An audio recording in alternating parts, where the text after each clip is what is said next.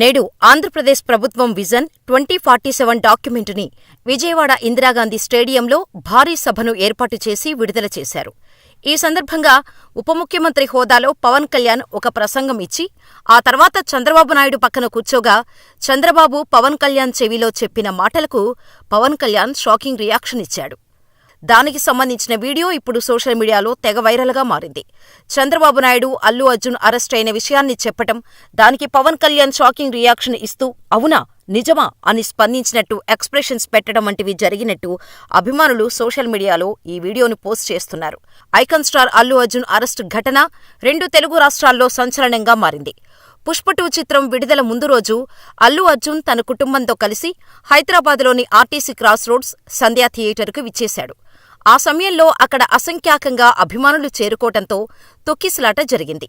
ఈ ఘటనలో రేవతి అనే మహిళ మృతి చెందటం శోచనీయంగా మారగా అల్లు అర్జున్పై ఆమె భర్త భాస్కర్ పోలీస్ స్టేషన్లో కంప్లైంట్ ఇచ్చాడు.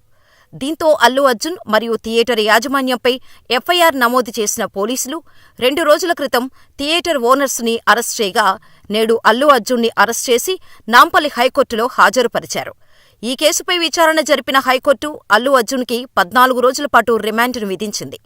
దీంతో అల్లు అర్జున్ని పోలీసులు చంచల్గూడ జైలుకు తరలించారు. బెయిలు వస్తుందని ఆశించిన ఆయన అభిమానులకు చివరకు నిరాశే మిగిలింది. ఇదంతా పక్కన పెడితే ఈ విషయాన్ని తెలుసుకున్న మెగా ఫ్యామిలీ అల్లు అర్జున్ ఇంటికి వెళ్లారు.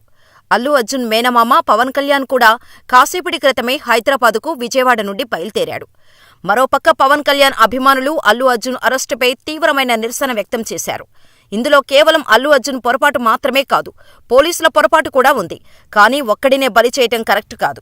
ఈ వ్యవహారం చూస్తుంటే అల్లు అర్జున్పై సీఎం రేవంత్ రెడ్డి కావాలని కక్ష తీర్చుకున్నట్టు ఉందని అంటున్నారు. దీనిపై పవన్ కళ్యాణ్ కూడా ప్రభుత్వ వైఖరిని తప్పుబడుతూ తీవ్రస్థాయిలో స్పందించే అవకాశం ఉందని కూడా ఆయన అభిమానులు అంటున్నారు.